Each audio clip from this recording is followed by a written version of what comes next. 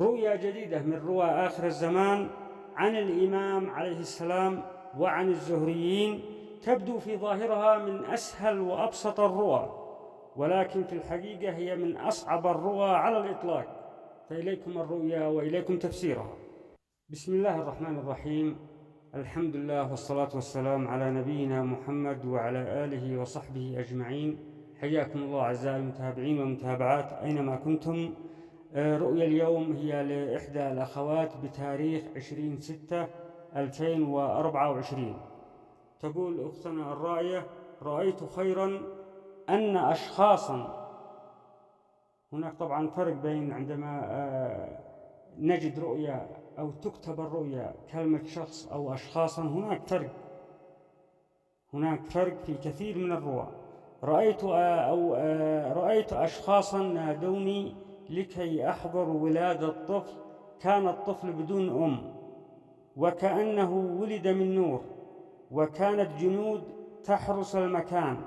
أقبلت على ولادته وحملته بين يدي، وكان النور يحاوط الطفل وجميل جدا. فقال لي الجنود الذين كانوا يحرسونه: ماذا ستسميه؟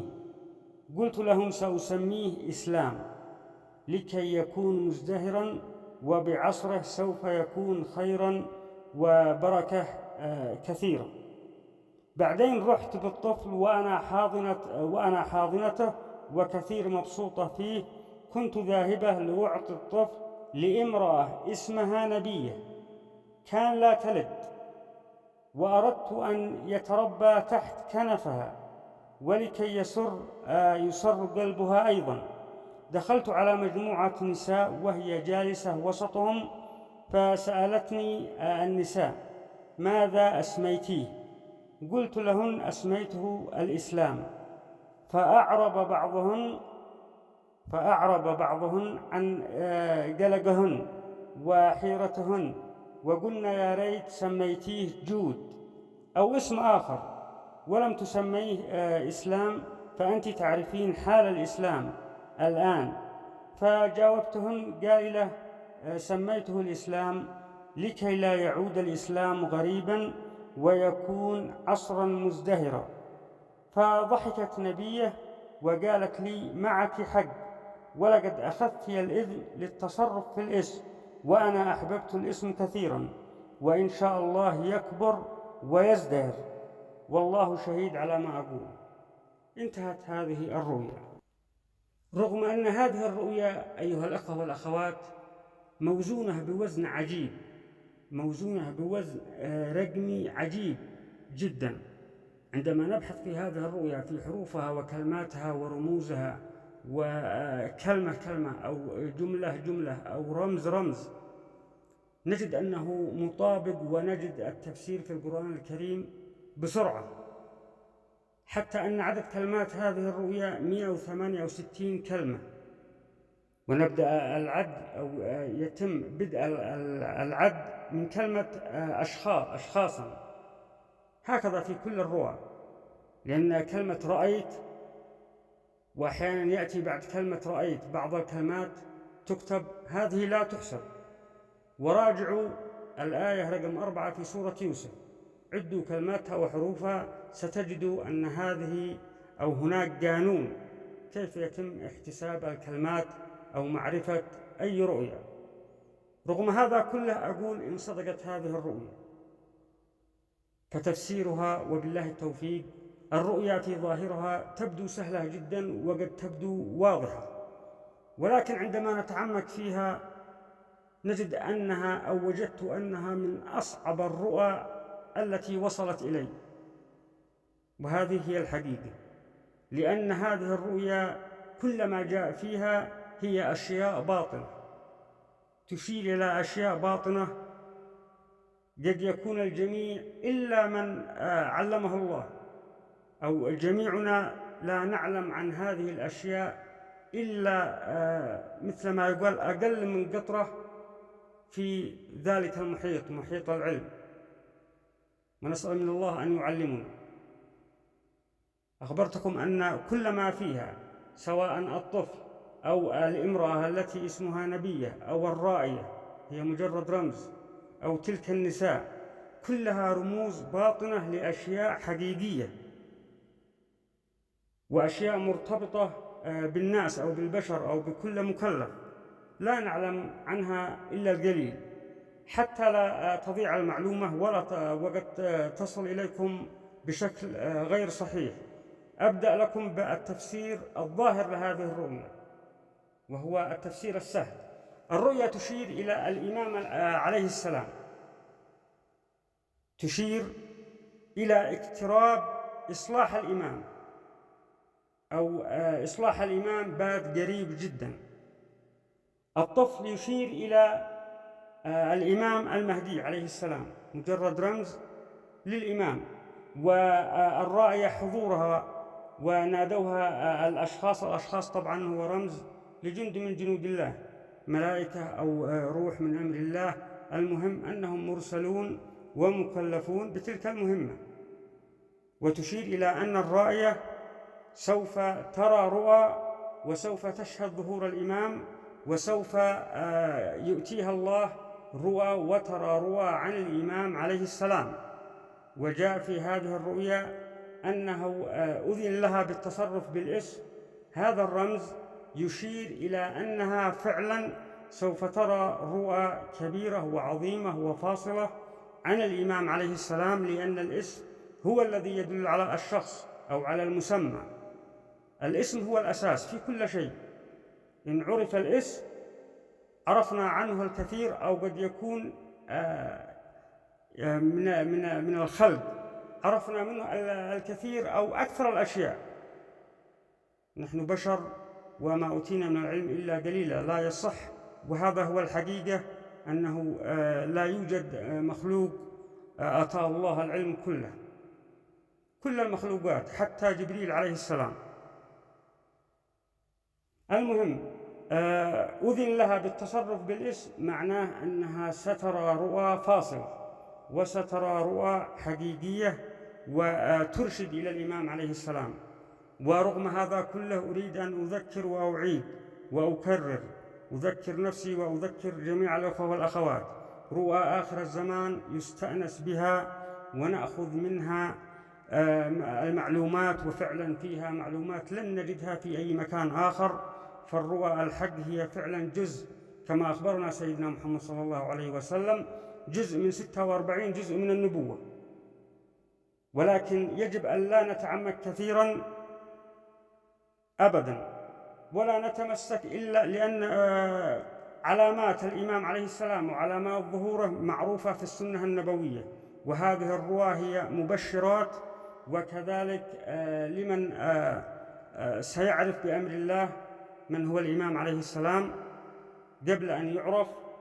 وكذلك منها نعرف أشياء ومعلومات وتفسير حتى الآيات في القرآن الكريم لم نكن نعرفها من قبل. والدليل هذه الرؤيا. المهم الرؤيا سترى رؤى عن الإمام، وذاك الطفل هو رمز للمهدي عليه السلام، ورمز الامرأة التي اسمها نبية. هنا هذا الرمز يشير إلى أن الإمام عليه السلام ليس كما يروج للبعض، هو يروج ويزين من قبل الشياطين أن الإمام المهدي هو رسول أو نبي. طبعا هذا كلام غير صحيح وغير مقبول. نعم هناك أنبياء لا زالوا من الملائكة، والأنبياء لا زالوا، وكما أخبرتكم سابقا في كل مكلف مهدي، وفي كل مكلف دجال، وفي كل مكلف نبي. طبعا هذه علوم حقيقية، ولكن لا نعرف منها إلا شيء يكاد لا يذكر. ولذلك أنا لا أتعمق كثيرا ولا أتكلم بهذه الأشياء كثيرا، حتى لا يفتن الناس ويخرجوا أو نفتح باب للشيطان، لأن هذه الأشياء فعلا تفتح باب للشيطان للوسوسة وإدخال المرء في دهاليز ومتاهات قد لا يستطيع الخروج منها إلا برحمة من الله سبحانه وتعالى. إذن الرؤيا مبشرة وتشير أن الإمام في حفظ الله، وأن ظهوره قريب، وكلمة أنه أشخاصا نادوني لكي أحضر ولادة الطفل، كان الطفل بدون أم. الأم لها تفسيرات كثيرة بحسب الرؤية، لأن الأم حتى في القرآن الكريم الأم هي رمز أو الأم أو اسم أو كلمة الأم هي إشارة إلى النفس، وكذلك الأم تأتي للإشارة طبعا إلى نفس الرأي أو الرأي أو حسب أي رؤية. الأم كذلك تأتي إشارة إلى العلم، والأم تأتي إشارة ورمز كبير يشير إلى القرين، إلى القرين، سواء قرين الخير أو قرين الشر، المهم القرين أو زوج من القرناء. في هذه الرؤيا الأم ولادة الطفل، كان الطفل بدون أم هو رمز إلى ظهور الإمام عليه السلام، ولم يكن معروف أو هو ليس من الشخصيات المعروفة، وهذا الرمز هو يشير كذلك أو مترادف أو مكمل أو موضح لرمز أتى من قبل في إحدى الرواة، وهو الرمز كالتالي: ظهر الفتى وهو غير مشهور على النت. ولادة الطفل كان الطفل بدون أم بمعنى غير معروف. وأما رمز وكأنه ولد من نور، هذا الرمز عجيب، حتى أن الرمز عدد حروفه 13 وهو جمل نور، وكأنه ولد من نور. هذا الرمز له تفسيرات كثيرة، أهمها أنه يشير إلى جمال هذا الطفل، ويشير كذلك إلى أنه سيكون صاحب علم أو غلام حليم وصاحب علم كذلك. والرمز يشير كأنه ولد من نور، يشير إلى أنه زهري، ومن هنا نستنتج معلومة جديدة، إلى أن الزهري أو الزهريين قد يكون أجسادهم النورانية فعلا هم من نور، بمعنى مميزين، أو أمدهم الله بشيء، بروح من عنده. لأن خلاصة تفسير هذه الرؤيا أيها الأخوة والأخوات، ذلك الطفل الذي ولد هو روح من عند الله، وهذا هو من أهم التفسيرات العميقة لهذه الرؤيا. ذلك الطفل هو ليس المهدي كما جاء في ظاهرها، وإنما هو روح من عند الله. وهذا يشير ويرجعنا ليس بمجرد الكلام أو اسم الرمز أو هذه المعلومة التي أخبرتكم، وإنما أرقام هذه الرموز تأخذنا إلى ما حدث أو ما أخبرنا الله سبحانه وتعالى في سورة مريم للسيدة مريم بنت عمران رضي الله عنها وسلام الله عليها وعلى ابنها وعلى جميع المرسلين والأنبياء. المهم، قبل أن ندخل في التفسير العميق، كأنه ولد من نور رمز يشير إلى الجمال وإلى العلم، ويشير إلى الزهريين أو هذا الطفل زهري، ويشير إلى الجسد وليس الجسم. قضي الأمر، هذا الرمز يشير إلى الجسد وليس الجسم المادي، يشير إلى الجسد النوراني وليس إلى الجسم المادي. كذلك يشير هذا الرمز نفس أرقام محمد رسول الله، بمعنى أو نستنتج مما سبق أن هناك علاقة بين سيدنا محمد صلى الله عليه وسلم وبين الأجساد النورانية أو الزهريين بين قوسين، لأن كل المكلفين معهم أجساد نورانية تختلف قوتها ودرجة قوتها ونورها بالأعمال الصالحة أو بدرجة اقتراب وتقرب ذلك العبد أو المرء من الله سبحانه وتعالى. هناك في كتب الشيعة يقال أو من بعض ما يقال خرافات كما يقول البعض، سيدنا محمد صلى الله عليه وسلم هو ولد من أو خلقه الله من نور وآل البيت، وطبعا هذا كلام لا يصح أن ندخل فيه أبدا. هناك علاقة، وطبعا منهم من يقول أنه أول من خلقه الله، أول من خلق هو سيدنا محمد صلى الله عليه وسلم. طبعا هذه المعلومات لا يصح أن نخوض فيها كثيرا أو نتعمق فيها كثيرا، أو بمعنى أصح يجب أن تكون هذه المعلومات ليست للجميع. المهم الذي يجب أن نعرفه أن الزهريين أو هذا الطفل الذي جاء في هذه الرؤيا هو فعلا زهري، والزهري له علاقة بسيدنا محمد صلى الله عليه وسلم. والرؤيا، هذا الطفل في هذه الرؤيا هو رمز يشير إلى روح من عند الله، وكذلك المعنى الآخر هو يشير إلى الجسد النوراني. أما الرمز الأخير في هذه الرؤيا وهو رمز النساء أو مجموعة النساء الذين قالوا للرائية، فأعرب بعضهن عن قلقهن وحيرتهن وقلنا يا ريت سميتيه جود. طبعا اسم جود من معانيه الكرم أو هذا الرمز عموما يشير إلى الماديات أو بمعنى أصح هؤلاء، لأنه حتى قلقهن رقم الكلمة عندما نعد الرؤيا 109، وهو رقم ترتيب سورة الكافرون.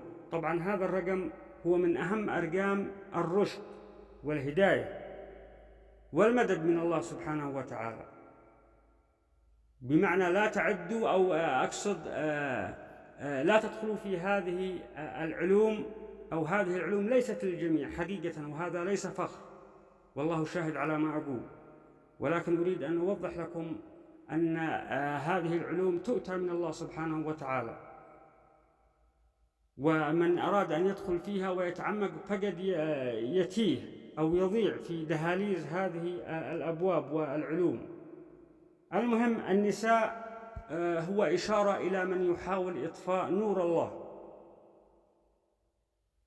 اسم جود يشير إلى الملك، وطبعا عندما نبحث في هذا الاسم نجد أنه يشير إلى الكرم بسخاء، ويشير إلى طبعا الرمز كامل إلى الماديات.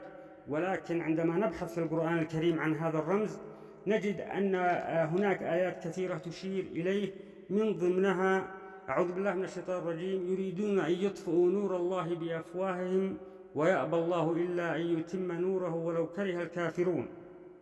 وقال تعالى أعوذ بالله من الشيطان الرجيم: وإذا تتلى عليهم آياتنا قال الذين لا يرجون لقاءنا ائت بقرآن غير هذا أو بدله قل ما يكون لي أن أبدله من تلقاء نفسي إن أتبع إلا ما يوحى إلي إني أخاف إن عصيت ربي عذاب يوم عظيم.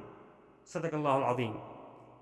وقال تعالى: لهم البشرى في الحياة الدنيا وفي الآخرة لا تبديل لكلمات الله ذلك هو الفوز العظيم.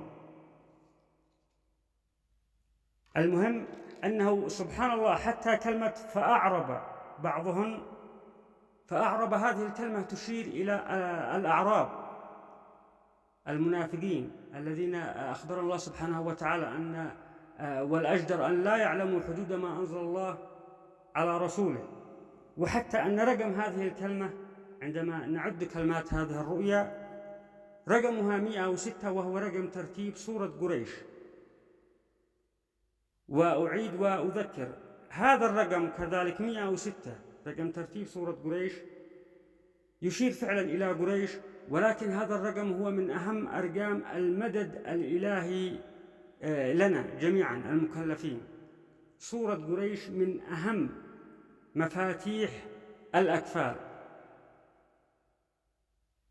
سورة قريش من أهم سور الكشف والمدد.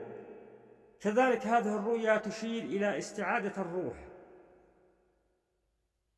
وأما الرمز الأخير في هذه الرؤيا وهو أن سمته الرائية إسلام لكي لا يعود الإسلام غريبا ويكبر ويزدهر ويكون في عصره الخير.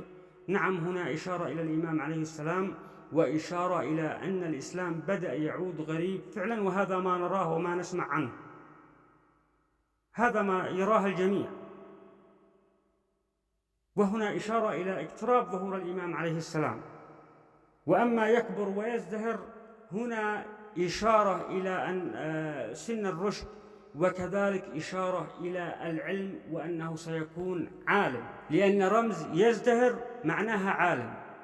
وهذا معروف أن الله سيؤتي الإمام عليه السلام علم لا ينبغي لأحد موجود من البشر. هذا هو. وطبعا يشير كذلك عدد كلمات هذه الرؤيا 168، وهذا الرقم يشير إلى الاصطفاء، أن الله يصطفي من يشاء، وأن الإمام عليه السلام اصطفاه الله، وكذلك الرائية والنبية اصطفاهن الله سبحانه وتعالى في هذه الرؤيا. ولو فتحنا الصفحة 168 في القرآن الكريم نجدها في سورة الأعراف. قال الله تعالى في أول آية: قال يا موسى إني اصطفيتك على الناس برسالاتي وبكلامي فخذ ما آتيتك وكن من الشاكرين. وكذلك في نفس هذه الصفحة قال تعالى: سأصرف عن آيات الذين يتكبرون في الأرض بغير الحق وإن يروا كل آية لا يؤمنوا بها وإن يروا سبيل الرشد لا يتخذوه سبيلا وإن يروا سبيل الغي يتخذوه سبيلا ذلك بأنهم كذبوا بآياتنا وكانوا عنها غافلين. صدق الله العظيم. هذه الآية الأخيرة التي قرأتها عليكم تشير إلى النسوة أو مجموعة النسوة. عندما قلنا للرائية: لماذا أسميتيه إسلام ولماذا لا تسميه جود؟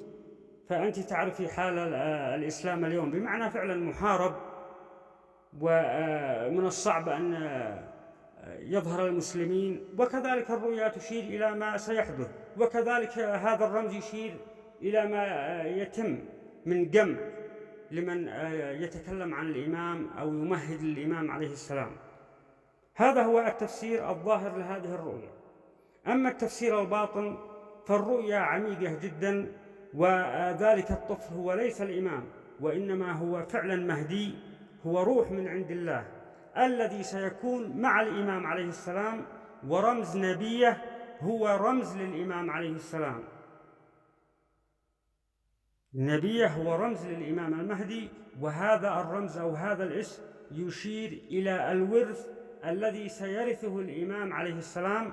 ذلك الطفل هو الورث، ذلك الطفل الذي خلق أو ولد من دون أم والنور يحيط به وكأنه نور، هو روح من عند الله، وهو الورث الذي سيرثه الإمام عليه السلام. والرؤيا تشير كما أخبرتكم يزدهر عالم نبيه هو رمز للإمام عليه السلام. والعلماء ورثة الأنبياء، والأنبياء لم يورثوا دينارا ولا درهما، وإنما ورثوا العلم. ونبيه لم تكن تلد، هنا رمز أنه الإمام عليه السلام، وأنه ليس نبي وليس رسول، بغض النظر أن هناك فعلا هناك أنبياء ورسل مثل هذا الطفل الذي هو روح من عند الله، وفي كل مكلف نبي. المهم يجب أن تبتعدوا عن تلك الأفكار. قد يكون وأنت ماشي تسمع محاضرة أو الخطبة أو شخص فاتح شريط محاضرة أو دعوة بأشياء أنت تفكر بها، تلك الأشياء ليست صدفة، ذلك هو رسول أرسل إليك. لا نريد أن نتعمق في هذا الشيء. وكذلك نبيه كانت لا تلد، هنا إشارة إلى التعطيل. لا تلد بمعنى أنها أصلا لم تحمل أو لم تحمل. الحمل معروف عندما تحمل النساء. هنا إشارة إلى العلم، وهنا إشارة إلى سحر أو هذا الرمز النبي أو الإمام عليه السلام. ينقلنا هذا الرمز إلى قوله تعالى: بئر معطلة وقصر مشيد. هذا الرمز يشير إلى السحر، وهذا الرمز أو لا تلد إشارة إلى أنها لا ترى رؤى، وإشارة إلى سحر. هناك سحر اسمه طمس الرؤى، قد ترى أشياء وتمسح أو تنساها بمجرد أن تستيقظ، كله من أعمال الشيطان. إذن كثير من رموز هذه الرؤيا كلها باطنة. والرمز الأول: عندما أشخاصا نادوني لكي يحضروا ولادة الطفل، كان الطفل بدون أم، يشير إلى الصفحة الثانية من سورة الطلاق. وطبعا هذه أو هذا الرقم أو يشير إلى العلم، وآخر كلمة في هذه الصفحة علما. وأول كلمة قال تعالى: اسكنوهن من حيث سكنتم من وجدكم ولا تضاروهن لتضيقوا عليهن وإن كن أولات حمل فأنفقوا عليهن حتى يضعن حملهن، إلى نهاية الآية. هذه الآية في ظاهرها الحمل والنساء والطلاق، ولكن في باطنها وخاصة كلمة اسكنوهن، هذه الكلمة تشير إلى تذكرنا بسورة مريم عندما أرسل الله إلى مريم روح فتمثل لها بشرا سويا. إذن من الأجدر أن نقف هنا، لأن هناك أشياء باطنة، وما أخبركم به هو حقيقة، لأن الرؤيا تخبرنا عن روح من أمر الله وتخبرنا عن الرؤى، وحتى كلمة اسكنوهن القرآن أعظم مما نتخيل. كذلك هذه الصفحة فيها جمل الحديث الذي هبط من السماء إلى أحد الصحابة، إلى حذيفة بن اليمان، وهو: اللهم لك الحمد كله ولك الملك كله بيدك الخير كله إليك يرجع الأمر كله، إلى نهاية الدعاء. وهذا الدعاء لمن أراد العلم ولمن أراد فتح البصيرة. وهذه الصفحة هي فيها جمل جهاز إرسال واستقبال. الرقم العكسي لهذه الصفحة طبعا رقمها 500، آخر صفحة في سورة الطلاق الصفحة الثانية رقمها 559، رقمها العكسي 46. يذكرنا هذا الرقم بحديث رسول الله صلى الله عليه وسلم فيما معنى الحديث عندما قال: الرؤيا الحق أو الصادقة جزء من 46 جزء من النبوة. كذلك الرقم 46 يشير إلى النفس، من أرقام النفس. المهم كذلك هذه الرؤيا تشير لنا وتخبرنا أو ترشدنا إلى ما حدث لمريم بنت عمران، السيدة مريم أم رسول الله عيسى ابن مريم، إلى ما حدث لها وإلى القصة المعروفة الذي أخبرنا الله بها في القرآن الكريم. وترشدنا رموز هذه الرؤيا كذلك إلى ما حدث لنبي الله إبراهيم عليه السلام، وإلى ما حدث مع زوجته أم إسحاق عندما أتوا المرسلين، عندما جاءوا المرسلين إليهم وبشروها بغلام حليم فضحكت. وهناك آيات سأقرأها عليكم الآن تعلموا أن القرآن أعظم مما كتب في كثير من كتب التفسير، فهذا هو القرآن الكريم. قال الله تعالى: أعوذ بالله من الشيطان الرجيم. قالت: فاتخذت من دونهم حجابا فأرسلنا إليها روحنا فتمثل لها بشرا سويا. وقال تعالى: أعوذ بالله من الشيطان الرجيم: فأتت به قومها تحمله قالوا يا مريم لقد جئت شيئا فريا. صدق الله العظيم.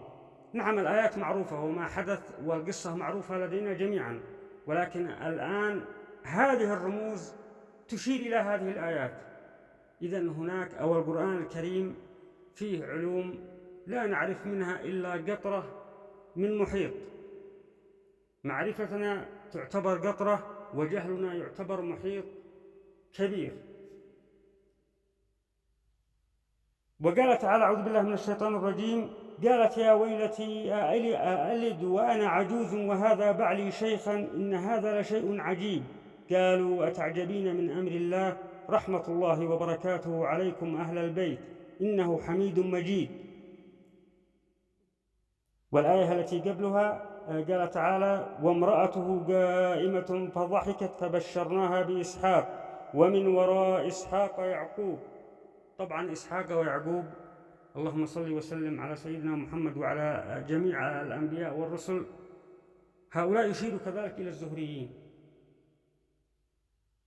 أعرف أن المعلومات قد تكون لم تصل بالشكل المطلوب، ولكن لم أستطع أن أترجم ما أعرفه أو أخذ من هذه المعلومات أو بعض المعلومات التي وجدتها وأوصلها إليكم. يكفي التفسير الظاهر لهذه الرؤيا. الآية التي يجب أن أقرأه عليكم: قال تعالى: أعوذ بالله من الشيطان الرجيم. وما من دابة في الأرض إلا على الله رزقها ويعلم مستقرها ومستودعها كل في كتاب مبين. صدق الله العظيم.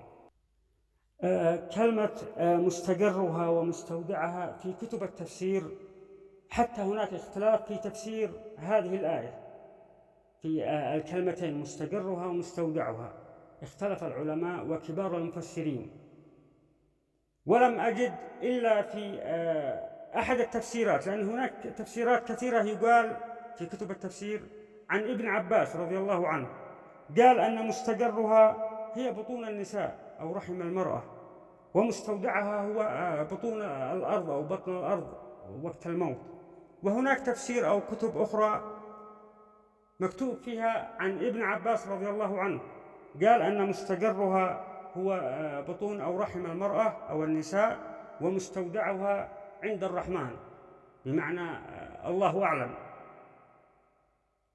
طبعا مستقرها ومستودعها عندما نتعمق في رموز هذه الرؤيا نعرف أن ما كتب في كتب التفسير لا نقول بعيدا كثيرا، وإنما هو تفسير صحيح، ولكن هناك تفسير باطن أن مستقرها هو شيء مرتبط بالمرء أو بالبشر، ومستودعها كذلك هو ما نراه في هذه الرؤى وما نسمع عنه في الرؤى، مثل بعض ما جاء في بعض الرؤى عندما تقول رائية أو رائي ذهبت إلى بيت أهلي فوجدت سيدنا محمد صلى الله عليه وسلم أو زوجات سيدنا محمد رضي الله عنهن جميعا وأرضاهن.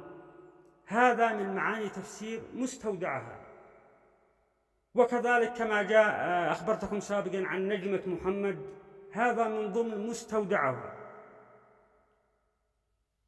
هذه الآية لا تشير إلى الرزق في المال والأكل والطعام والشراب، وإنما تخبرنا عن الهدى. ولو عرفنا معاني أو التفسير الصحيح أو الباطن لكلمة مستقرها ومستودعها سوف نعرف كيف يعمل السحر وكيف يفرق بين المرء وزوجه. أرجو أن يعذرني الجميع، ما أخبركم به ليس كلام من الخيال ولا من تلقاء نفسي أو من هوى نفسي والعياذ بالله وحاشا لله، وإنما هذه حقائق وهذه هي علوم سنعرفها إن شاء الله تعالى بأمر الله إن أحيانا الله من الإمام عليه السلام الذي سيؤتيها الله من فضله وسيؤتيه علم الكتاب.